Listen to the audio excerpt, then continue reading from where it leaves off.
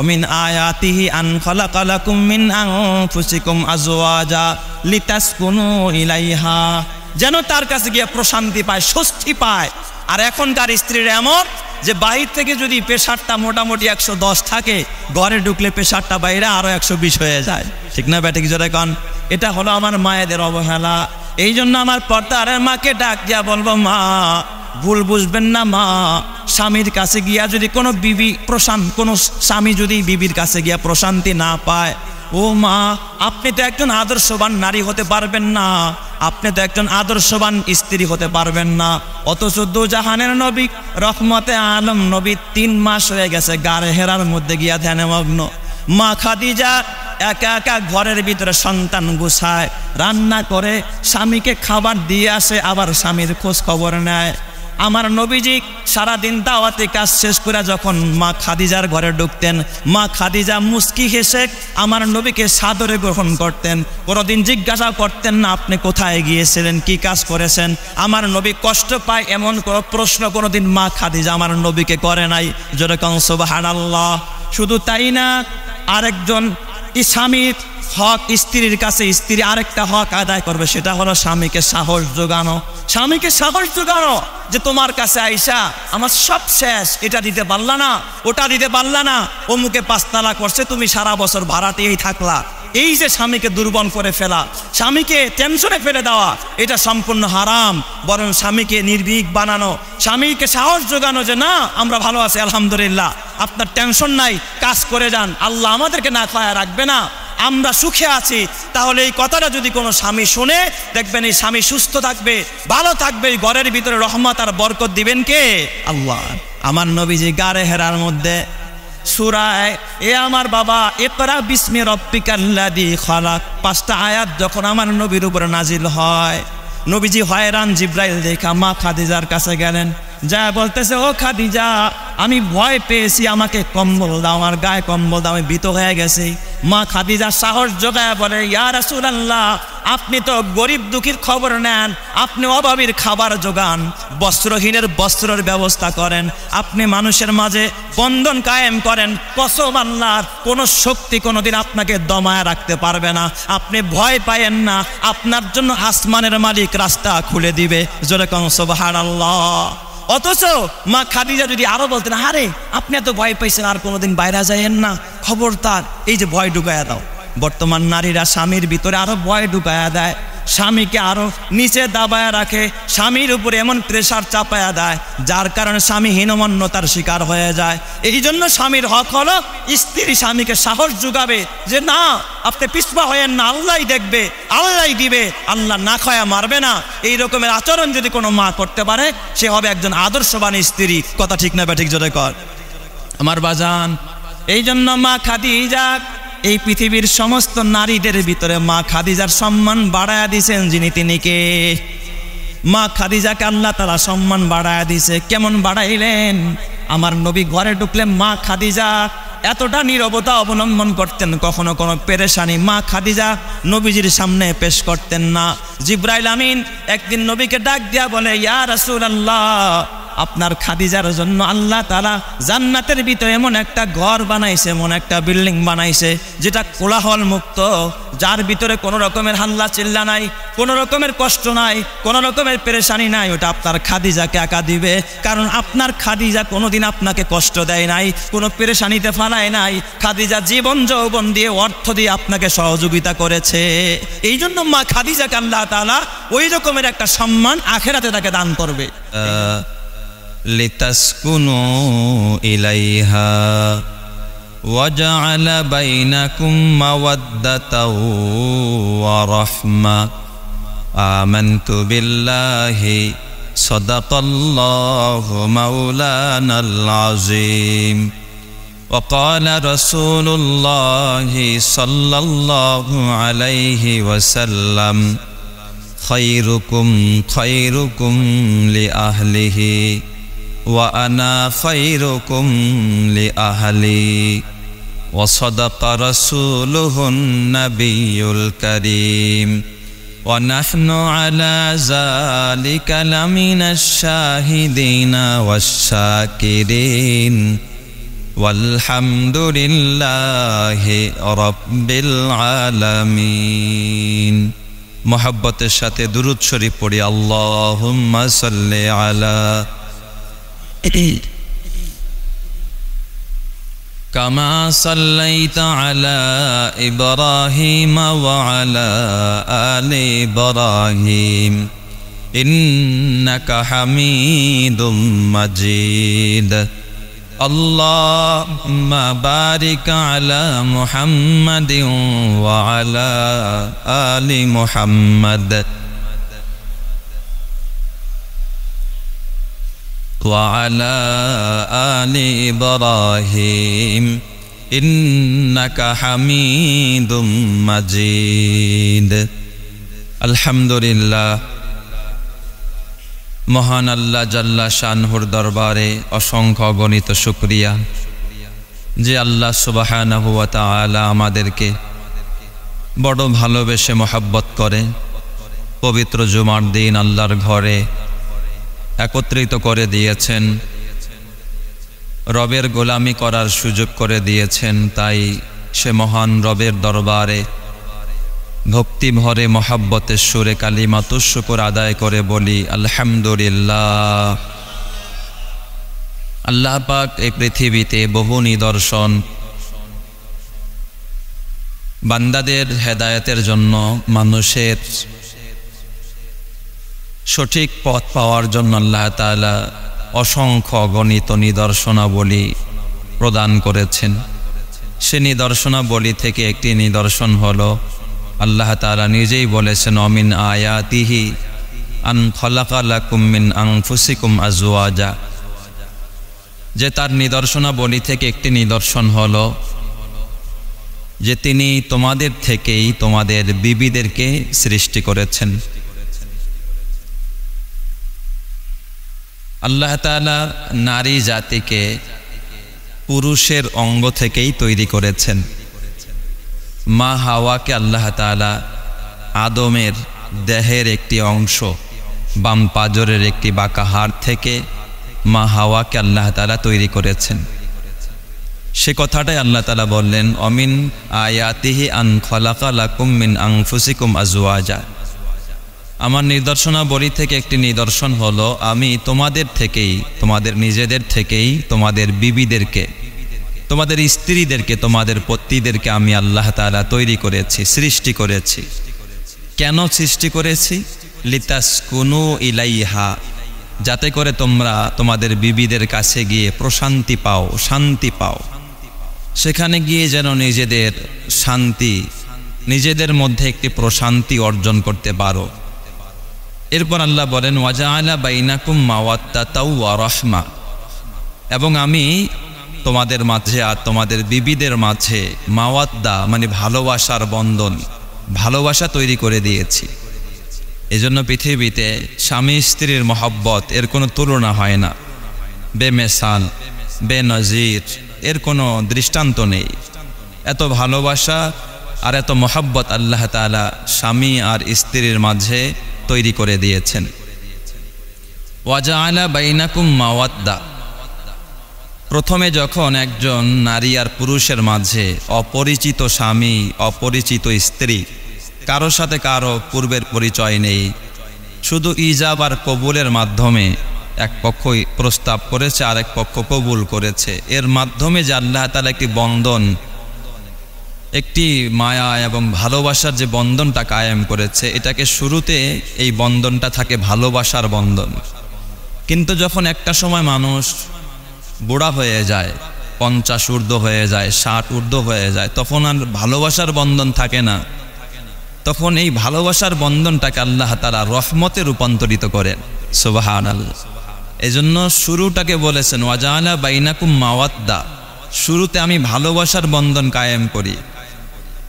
ওয়াজআলা বাইনাকুম মাওয়াদ্দাতা ওয়া রাহমা, আর এই ভালোবাসার বন্ধনটা একসময় রহমতে রূপান্তরিত হয়, আন্তরিকতার বন্ধনে রূপান্তরিত হয়। শেষের দিকে দেখবেন যৌবনের চাহিদায় একজন আরেকজনকে ভালোবাসে না, বুড়া বুড়িরে ছাড়া চলতে পারে না, বুড়িও বুড়ারে ছাড়া চলতে পারে না। তখন কিন্তু আর সেই যৌবনের তাড়নায় একে অপরকে ভালোবাসে না, এটা আল্লাহ তাআলা এক রকমের একে অপরের প্রতি দয়া, একে অপরের প্রতি রহমতে রূপান্তরিত করে। যে বুড়া বুড়ির জন্য কাঁদে, বুড়ি বুড়ার জন্য কাঁদে, বুড়া আগে মারা গেলে বুড়ি কাঁদে, বুড়ি আগে মারা গেলে বুড়া কাঁদে। তার মানে এটা যৌবনের তাড়নায় নয়, বরং এটা আল্লাহ তাআলা রহমতে রূপান্তরিত করে দেয়। সুবহানাল্লাহ। তাহলে এই যে একটা ভালোবাসার বন্ধন, এটা তৈরি করে দিয়েছেন কে? আল্লাহ। আর পৃথিবীর যতগুলো বন্ধন আছে, এই বন্ধনগুলোর ভিতরে সবচেয়ে পবিত্র বন্ধন, সর্বপ্রথম যে বন্ধনটা আল্লাহ তাআলা স্থাপন করেছেন মানুষের মাঝে, এই বন্ধনের নাম হলো স্বামী আর স্ত্রীর বন্ধন। জোরে বলেন সুবহানাল্লাহ। পিতামাতার বন্ধন কিন্তু আগে না, আগে হলো কিসের বন্ধন? স্বামী আর স্ত্রীর বন্ধন। প্রথমে আল্লাহ তাআলা স্বামী আদমকে পাঠাইছে, এরপর আল্লাহ তাআলা স্ত্রী হাওয়াকে প্রেরণ করেছে। আর এই বন্ধনটা স্বামী আর স্ত্রীর বন্ধন। আগে কিন্তু মা বাবার বন্ধন হয় না, আগে কিসের বন্ধন? স্বামী আর স্ত্রীর বন্ধন। আর এই বন্ধনটাকে আল্লাহ তাআলা স্থাপন করেছেন কোথায়? জান্নাতের ভিতরে। এই জন্য আমাদের দুনিয়ার ভিতরেও নিয়ম হলো যে ছেলে আর মেয়েকে যখন আমরা বিয়ে পড়াবো, যেহেতু বাবা আদম আর মা হাওয়ার বিবাহ হয়েছে কোথায়? জান্নাতের ভিতরে, পবিত্র জায়গায়। এর থেকে আর পবিত্র কোনো জায়গা হতে পারে না। আমাদের ছেলে মেয়েদের বিবাহটাও যেন অন্তত এই দুনিয়ার সবচেয়ে পবিত্র জায়গা আল্লাহর ঘর মসজিদ, মসজিদের ভিতরেই হয়।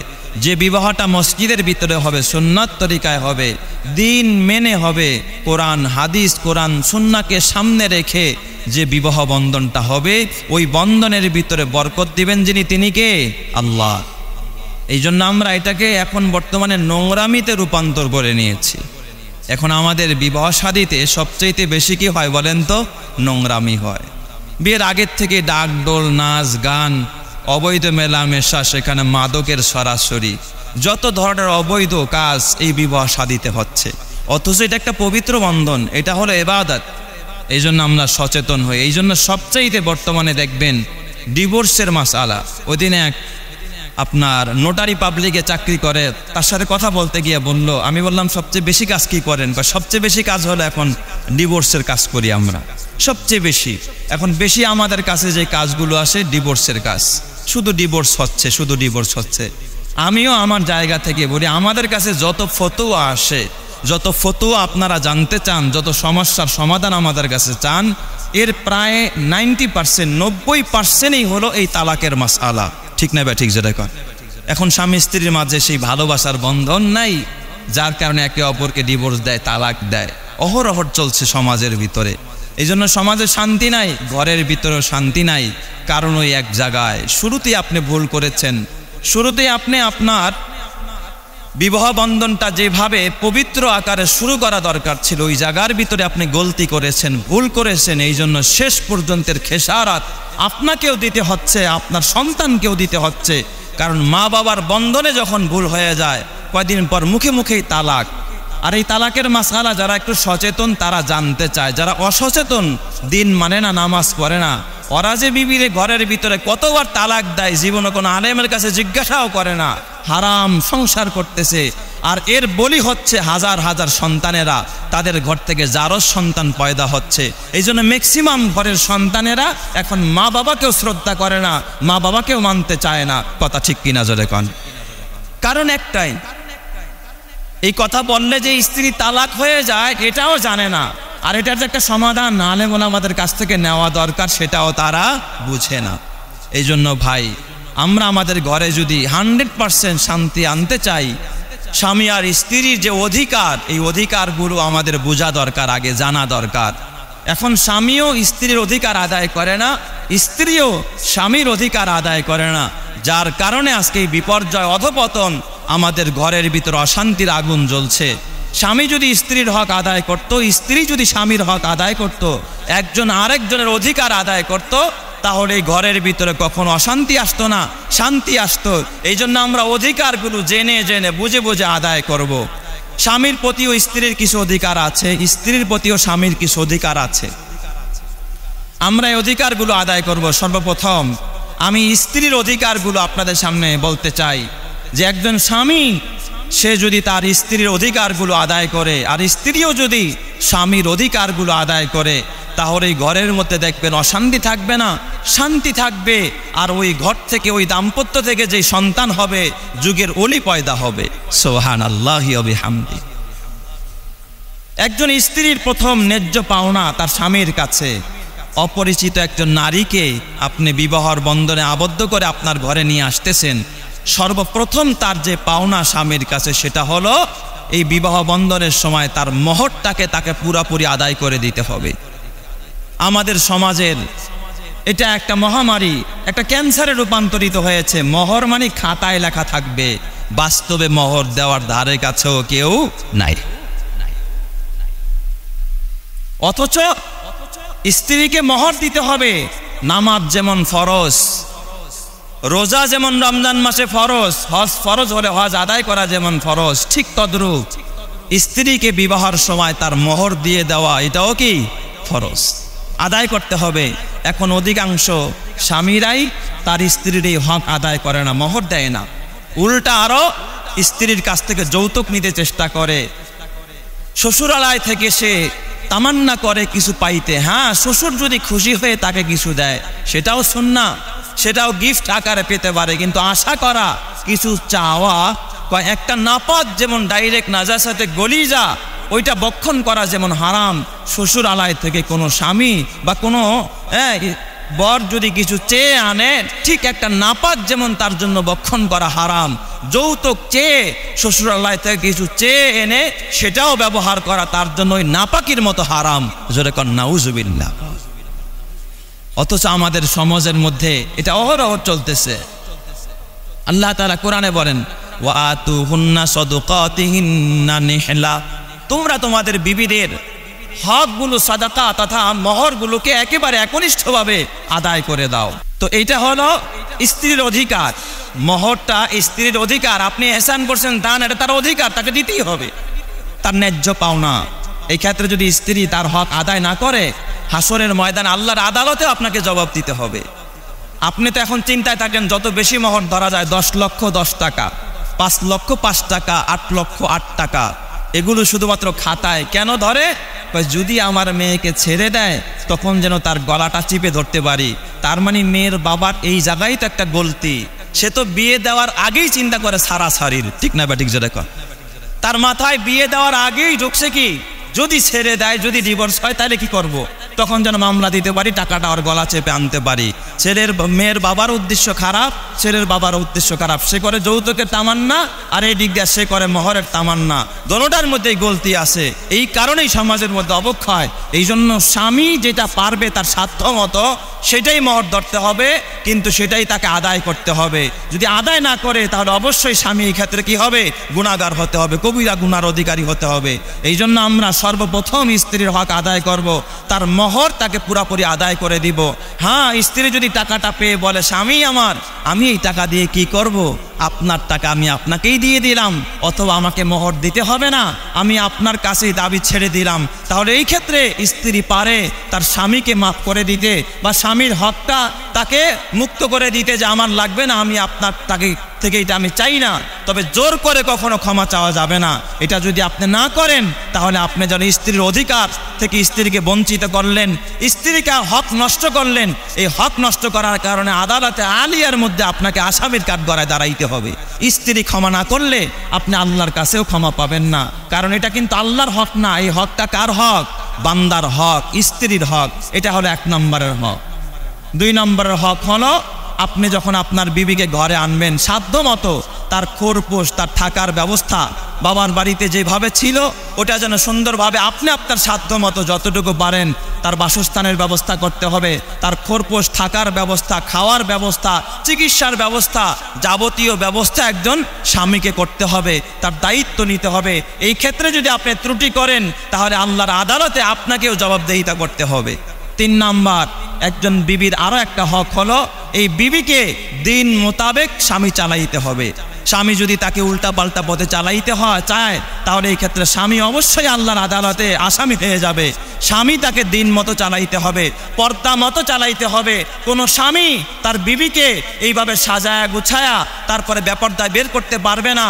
আর শুধুমাত্র নতুন নতুন ছবি ফটো তুলে এরপর ফেসবুকে আপলোড দিবে, আপডেট দিবে, অবশ্যই স্বামী গুনাহগার হবে। তার স্ত্রীকে পর্দায় রাখতে হবে, তার ছবি এবং তাকে বাস্তবে পরপুরুষকে দেখতে দেওয়া যাবে না।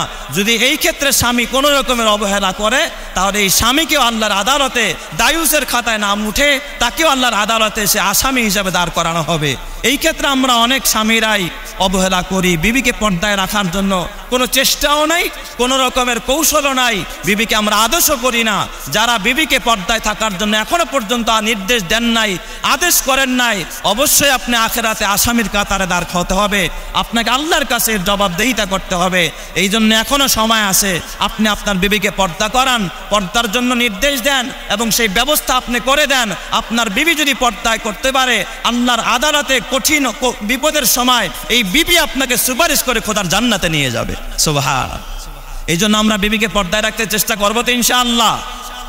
এরপরে আরেকটা হক হলো বিবির শরীয়ত সম্মত যতটুকু চাহিদা আছে, যখন যা দরকার, এটা স্বামীকে যথাযথ দিতে হবে এবং তার সাথে ভালো ব্যবহার করতে হবে। ম্যাক্সিমাম ক্ষেত্রে অনেক স্বামীরাই আছে বিবির সাথে ভালো ব্যবহার করতে পারে না। ঘরে ঢুকলেই বান্দির বাচ্চা বলে গালি দেয়, মা বাপ তুলে গালি দেয়। এটা স্বামী নামের কলঙ্ক। একজন বিবির সাথে ভালো ব্যবহার করা একজন যোগ্য স্বামীর পরিচয়, একজন ভালো মানুষের পরিচয়। এই জন্য আল্লাহ তাআলা কোরআনের ভিতরে স্পষ্ট নির্দেশ দিলেন, ওয়াশিরুহুন্না বিল মারুফ, ওয়াশিরুহুন্না বিল মারুফ। আল্লাহ বলে তোমরা তোমাদের বিবিদের সাথে ভালো ব্যবহার করো, বিবিদের সাথে সুন্দর আচরণ করো, বিবিদের সাথে এমন আচরণ করো যেন বিবি তোমার প্রতি রাজি হয়ে যায়, তোমার প্রতি খুশি হয়ে যায়। দুজাহানের নবী, উম্মতের কান্ডারি, রহমতে আলম নবী বলেন, খায়রুকুম খায়রুকুম লি আহলিহি ওয়া আনা খায়রুকুম লি আহলি। আল্লাহর নবী বলেন, তোমাদের ভিতরে শ্রেষ্ঠ পুরুষ তারা, উত্তম পুরুষ তারা যারা তার বিবির কাছে ভালো। আমি মোহাম্মদের 11 জন বিবি ছিল, আমি মোহাম্মদ সব বিবিদের বেলায় ভালো ছিলাম। এই জন্য কোনো স্ত্রী যদি বলে আমার স্বামী ভালো, সত্যিকারে সে একজন ভালো মানুষ। এখন আপনি নিজেই চিন্তা করেন, আপনার বেলায় আপনার বিবি এই সাক্ষ্য দিবে কিনা যে আমার স্বামী একজন ভালো মানুষ। যদি মনে করেন আপনার বিবি আপনার বেলায় এই সাক্ষ্য দেয়, সত্যিকারে আপনি একজন ভালো মানুষ। সুবহানাল্লাহি ওয়া বিহামদিহি। কয়জনের বিবি এই সাক্ষ্যটা দিবে বলেন? এই জন্য বিবিদের সাথে ভালো ব্যবহার করতে হবে। ঘরে ঢুকেই অনেকে আছে বাহিরে গেলে বিড়াল হয়ে যায়, আর ঘরে ঢুকলেই কি হয়ে যায়? বাঘ, সিংহ। তখন দেখবেন বিবিদের সাথে এমন হাম্বি তম্বি, এমন ধমকি আর এমন রূঢ় ব্যবহার, মনে হয় যেন পুরো একেবারে পাবনা থেকে মাত্র ছাড়া পেয়েছে। কথা ঠিক না বা ঠিক জোরে কর? এই জন্য ঘরে ঢুকলেই বিবিদের সাথে খারাপ ব্যবহার নয়, বিবিদের সাথে ভালো ব্যবহার করতে হবে। নির্দেশনা কার? আল্লাহ। ওয়াশিরুহুন্না বিল মারুফ। নবীজি কখনো তার কোনো বিবিদের সাথে খারাপ ব্যবহার করে নাই। নবীর কোনো বিবিরা বলতে পারবে না যে আমার স্বামী মুহাম্মদুর রাসূলুল্লাহ আমাকে একদিন খাবারের জন্য ধমক দিয়েছে, আমার একদিন কোনো কাজের জন্য ধমক দিয়েছে, আমার কোনো আচরণে কষ্ট পেয়ে আমাকে ধমক দিয়েছে। নবীজি কখনো তার বিবিদের সাথে খারাপ ব্যবহার করে নাই। আপনিও আপনার বিবির সাথে খারাপ ব্যবহার করতে পারবেন না। আপনার বিবি আপনার ঘরের বাদী না, সে আপনার গলার মালা, তার সাথে ভালো ব্যবহার করবেন। তাই বলে তার কথা মতো আপনি চলবেন এটা না, তার পরামর্শ নেবেন, কিন্তু তার হাতে বায়াত হয়ে সে যা বলে তাই আপনি করবেন, এটা কোনোদিন করতে পারবেন। ঠিক একজন স্বামীর উপরে স্ত্রীর প্রতি যে হকগুলো রয়েছে, ঠিক একজন স্ত্রীর উপরেও স্বামীর প্রতি কিছু হক আছে। স্ত্রীরাও যদি এই হকগুলো আদায় না করে, কঠিন হাসরের সময় আল্লাহর আদালতে তারাও আসামির কান গড়ায় দাঁড়াইতে হবে। স্ত্রীর হক কি স্বামীর প্রতি, স্বামীর কি কি হক আছে, যে হকগুলো স্ত্রীর আদায় করতে হবে। তার ভিতরে 1 নম্বরের হক, আল্লাহ তাআলার কোরআন অনুযায়ী, হাদিস অনুযায়ী যেটা আমরা বুঝেছি, 1 নম্বর হক হলো স্বামীর আনুগত্য করা, স্বামীর কথা মেনে চলা। তাহলে স্বামী আর স্ত্রীর ভিতরে স্বামীর কথা স্ত্রী চলবে, হ্যাঁ স্ত্রীর কাছ থেকে পরামর্শ নিবে, কিন্তু স্ত্রীর কথাই যে সব ক্ষেত্রে স্বামীকে চলতে হবে তা না। স্বামীর কথা স্ত্রী চলবে যদি শরীয়ত বিরোধী কোনো কাজ না হয়, কোনো আদেশ না করে। আল্লাহ তাআলা কোরআনে বলেছে আর-রিজালু কাওয়ামুনা আলান নিসা। স্বামী আর স্ত্রীর ভিতরে, নারী আর পুরুষের ভিতরে, পুরুষ হবে নারীদের জন্য পরিচালক, পুরুষ নারীকে চালাবে, নারী পুরুষকে চালাবে না। এই জন্য আমরা সবসময় চেষ্টা করব যে আমরা যেন একজন মহিলাকে, একজন ঘরের বিবিকে সুন্দরভাবে পরিচালনা করতে পারি, ঘরের ভিতরে তাকে সুন্দরভাবে আমরা দিক নির্দেশনা দিতে পারি। আপনি যদি উল্টা পাল্টা, হ্যাঁ কোনো স্বামী যদি বলে তুমি আজকে চলো সিনেমা দেখতে যাই, এই ক্ষেত্রে স্বামীর হুকুম মানা যাবে? বলেন মানা যাবে? মানা যাবে না। শরীয়ত বিরোধী কোনো হুকুম যদি কোনো স্বামী দেয় সেটা মানা যাবে না। শরীয়ত সম্মত কোনো হুকুম যদি স্বামী তার স্ত্রীকে দিয়ে থাকে, এই ক্ষেত্রে স্ত্রীকে ওই হুকুম মানাও কি হয়ে যায়? ফরজ হয়ে যায়। এটা হলো স্বামীর 1 নম্বর হক। স্ত্রী স্বামীর সাথে স্বামীর হুকুম মেনে চলবে। 2 নম্বরের স্বামীর হক হলো স্বামীর হুকুম ছাড়া স্ত্রী কখন ঘর থেকে বের হতে পারবে না। স্বামীর হুকুম ছাড়া স্ত্রী কখনো ঘর থেকে বের হতে পারবে না। স্বামীর অর্ডার নিয়ে, হুকুম নিয়ে তারপরে তাকে ঘর থেকে বের হতে হবে। জরুরত থাকতে পারে, প্রয়োজন থাকতে পারে, হ্যাঁ এমন কোনো সমস্যা হতে পারে যে ডাক্তারের কাছে যেতে হবে, বাবা মাকে দেখতে যেতে হবে, সেক্ষেত্রে স্বামীর পারমিশন নিয়ে, স্বামীর অনুমোদন নিয়ে তারপরে যেতে পারবে। অথবা দিন শিখার জন্য, অথবা দিনই কাজে তাকে যেতে পারবে, অথবা নিজের সাংসারিক কোনো কাজেও যেতে পারবে শরীয়ত সম্মতভাবে, পর্দা করে, স্বামীর হুকুম মেনে। স্বামীর হুকুম ছাড়া যদি কোনো মহিলা ঘর থেকে বের হয়, যতক্ষণ বাইরে থাকবে, রাস্তার পাশে যত গাছপালা থাকে, পশু পাখি থাকে, কীট পতঙ্গ থাকে, তার জন্য সদা সর্বদা লানত করতে থাকে। জোরে বলেন নাউজুবিল্লাহি মিন যালিক। এই জন্য কোনো বিবি স্বামীর হুকুম ছাড়া ঘর থেকে বের হতে পারবে না। 3 নম্বর কাজ হলো কোনো বিবি স্বামীর প্রতি খেয়াল রাখতে হবে, স্বামীর সাথে ভালো আচরণ করতে হবে, সুন্দর ব্যবহার করতে হবে। ম্যাক্সিমাম ঘরের মধ্যে দেখবেন স্বামী কষ্ট করে, বিভিন্ন জায়গায় পরিশ্রম করে, ঘরে যখন ঢুকতেই স্ত্রীর প্রথম কথা, কোথায় গিয়েছিলা? লবণ নাই, আটা নাই, তেল নাই, সোনো নাই, পাউডার নাই, বিশাল এক লিস্টি ধরায় দিছে। এমন আচরণ মনে হয় যেন পুরো একেবারে সে তার দুশ্মন। তার আচরণ থেকে এটাই ফুটে উঠে। কথা ঠিক নাই বা ঠিক জোরে কর। সালাম নাই, কালাম নাই, ভালো কথা নাই, প্রথমেই লিস্টি ধরায় দেয়। হ্যাঁ লিস্টি দেওয়া নিষেধ না, প্রথমে স্বামীকে সালাম দিতে হবে, সুন্দরভাবে ব্যবহার করতে হবে। স্বামী আমার কষ্ট করে এসেছেন, বসেন, একটু আরাম করেন, গায়ের জামাটা খুলেন। এরপরে বলতে হবে লবণ শেষ হয়ে গেছে, তেল শেষ হয়ে গেছে। আসতেই ঘরে ঢুকতেই যদি আপনি হুমকি ধমকি এই ধরনের আচরণ। অথচ এই নারীরাই দেখবেন কসমেটিক্সের দোকানে গিয়া একটা সুন্দর ছেলেরা দেখা, আসসালামু আলাইকুম ভাই, লিপস্টিকটার দাম কত? ঠিক না বা ঠিক জোরে কন। দোকানদারে গিয়া সালাম দেয়, রিস্কাওয়ালার অটোতে উঠা কত সুন্দর ব্যবহার, ভাইয়া একটু দাঁড়ান, এখানে একটু কাজ আছে, কি সুন্দর ব্যবহার। গাড়িওয়ালার সাথে ভালো ব্যবহার, দোকানদারের সাথে ভালো ব্যবহার, কিন্তু স্বামীর সাথে সবচাইতে খারাপ ব্যবহার করে। কথা ঠিক কিনা? এই সমস্ত নারীরা হাসরের ময়দানে আল্লাহর আদালতে তাকে জবাব দিতে হবে। সে স্বামীর হক আদায় করলো না, স্বামীর সাথে খারাপ ব্যবহার করল। কারণ একজন স্বামী যদি তার স্ত্রীর কাছে গিয়ে এই শান্তিটা না পায়, অথচ আল্লাহ তাআলা এই নারীকে সৃষ্টি করার লক্ষ্য আর উদ্দেশ্য বলতে গিয়ে আল্লাহ তাআলা বলছে লিতাসকুনু ইলাইহা, যেন স্বামী তার স্ত্রীর কাছে গিয়ে প্রশান্তি পায়, শান্তি পায়।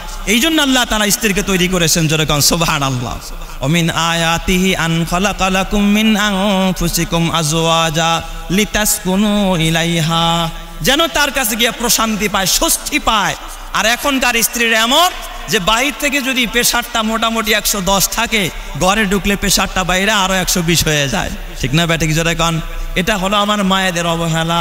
এই জন্য আমার পর্দার মাকে ডাক দিয়া বলবো, মা ভুল বুঝবেন না, মা স্বামীর কাছে গিয়া যদি কোনো কোনো স্বামী যদি বিবির কাছে গিয়া প্রশান্তি না পায়, ও মা আপনি তো একজন আদর্শবান নারী হতে পারবেন না, আপনি তো একজন আদর্শবান স্ত্রী হতে পারবেন না।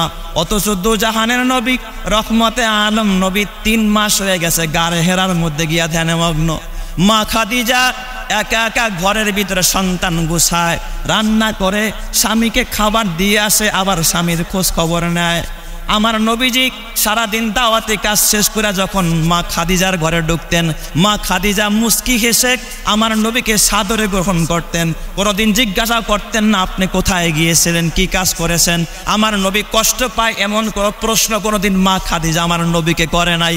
যেরকম সুবহানাল্লাহ। শুধু তাই না, আরেকজন স্বামীর হক স্ত্রীর কাছে স্ত্রী আরেকটা হক আদায় করবে, সেটা হলো স্বামীকে সাহস যোগানো। স্বামীকে সাহস যোগানো যে তোমার কাছে আইসা আমার সব শেষ, এটা দিতে পারলা না, ওটা দিতে পারলা না, অমুকে 5 তালাক করছে, তুমি সারা বছর ভাড়াতেই থাকলা। এই যে স্বামীকে দুর্বল করে ফেলা, স্বামীকে টেনশনে ফেলে দেওয়া, এটা সম্পূর্ণ হারাম। বরং স্বামীকে নির্ভীক বানানো, স্বামীকে সাহস যোগানো যে না আমরা ভালো আছি আলহামদুলিল্লাহ, আপনার টেনশন নাই, কাজ করে যান, আল্লাহ আমাদেরকে না খায়া রাখবে না, আমরা সুখে আছি। তাহলে এই কথাটা যদি কোনো স্বামী শুনে, দেখবেন এই স্বামী সুস্থ থাকবে, ভালো থাকবে, এই ঘরের ভিতরে রহমত আর বরকত দিবেন কে? আল্লাহ। আমার নবীজি গারে হেরার মধ্যে সূরায় এ আমার বাবা ইকরা বিসমি রাব্বিকাল্লাযী খালাক 5টা আয়াত যখন আমার নবীর উপরে নাজিল হয়, নবীজি হয়রান, জিব্রাইল দেখা মা খাদিজার কাছে গেলেন, যা বলতেছে ও খাদিজা আমি ভয় পেয়েছি, আমাকে কম্বল দাও, আমার গায়ে কম্বল দাও, আমি ভীত হয়ে গেছি।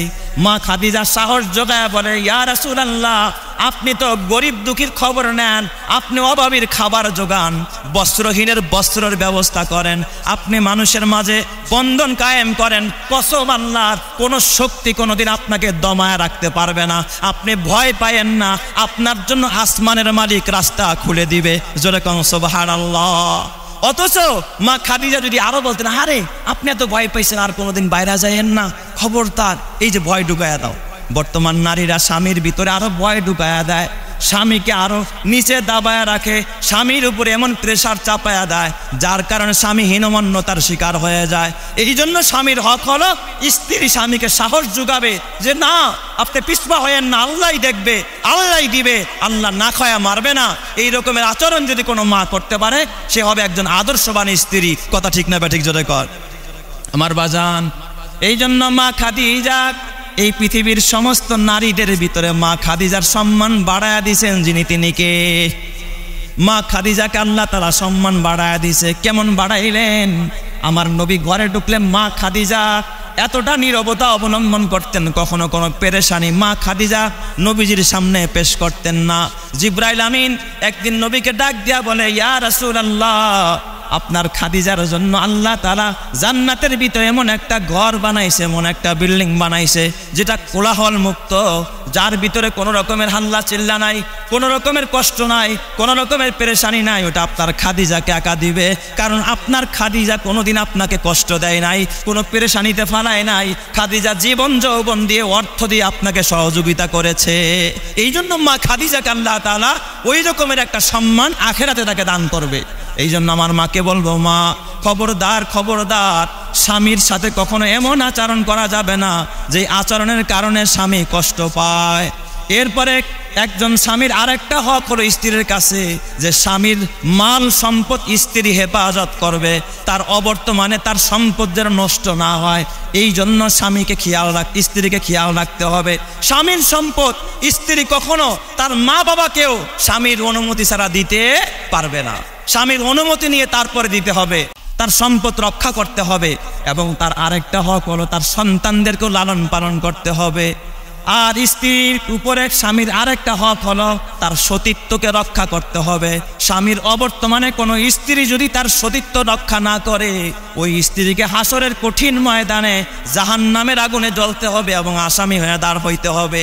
বর্তমানের ম্যাক্সিমাম বিবিরা আছে আলহামদুলিল্লাহ, অনেক বিবিরাই ভালো, আর অনেক বিবিরা এমন আছে যে স্বামী বিদেশে, সে তার সতীত্বকে রক্ষা করতে পারে না, পর পুরুষকে ঘরে ঢুকায়, পরকীয়ায় জড়িত, সমাজটা নষ্ট হয়ে যাচ্ছে। অনেক ভাইয়েরা আফসোসের সাথে বলতেছে যে হুজুর আমার ঘরে পরকীয়ায় এই সমস্ত অশান্তির আগুনে পুরা সমাজটা দাউ দাউ করে জ্বলতেছে।